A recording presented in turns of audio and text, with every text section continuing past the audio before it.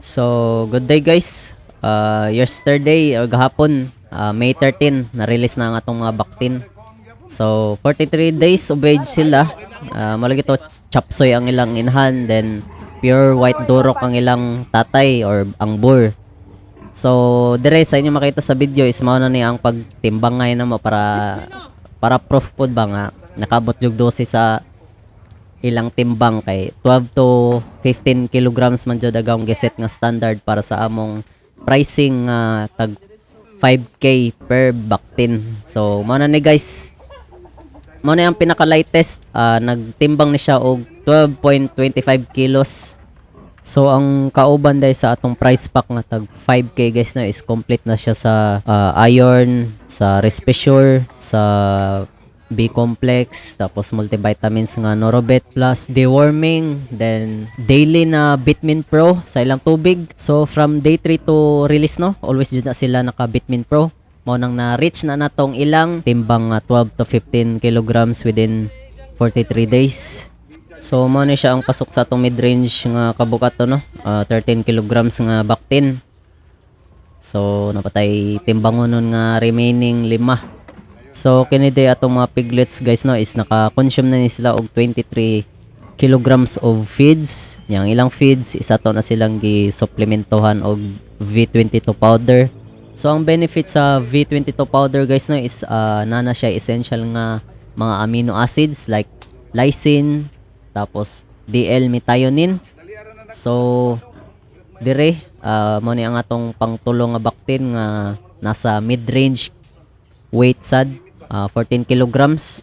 So nga namang essential man ang pag-supplement sa inyong baktin og V22 powder.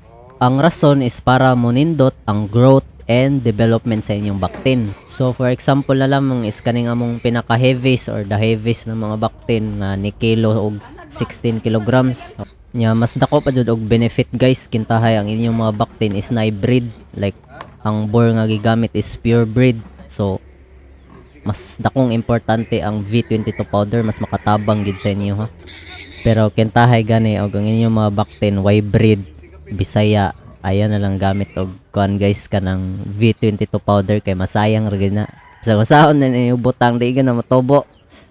Promise. Pero high prolific gani ang liwat sa inyong baktin. Mas ma-advise na guys gamit mag V22 powder. Although di ni siya sponsored guys ha. Based sa experience na kaning mga baktin na late na gud na siya nabutangan og V22 powder like ika 38 days na ata. How much more pa kung nasugdan ni namo sila og butang og V22 powder like at the age of maybe 28 days katong pagwalay. Siguro lang no, wa pa ni kaabot 43 days, naka 15 na. So maro to sa V22 powder guys no. So ang last pud nga gitimbang is ni kilo ra og kanang 13 kilograms. Nya karon is magisgot na pud ta sa anayon, ang nagasto niya og pila.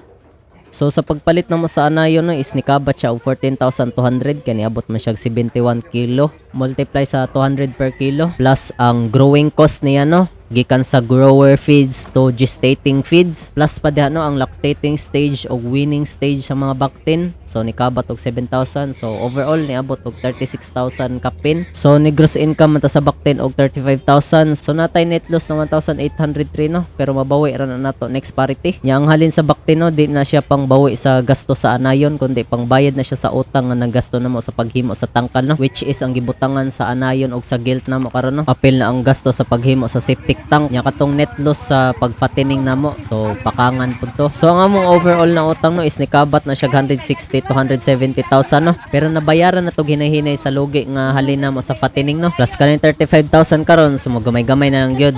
Almost 70,000 na lang. So by September or October kung maka-release na pud mig mga baktin, hopefully. So by this year ug human ang amo utang, muutang na pud may pang reinvest og another anayon. So maro to guys no, thank you for watching. So unta next year makanapo na may kaanayon para paldo.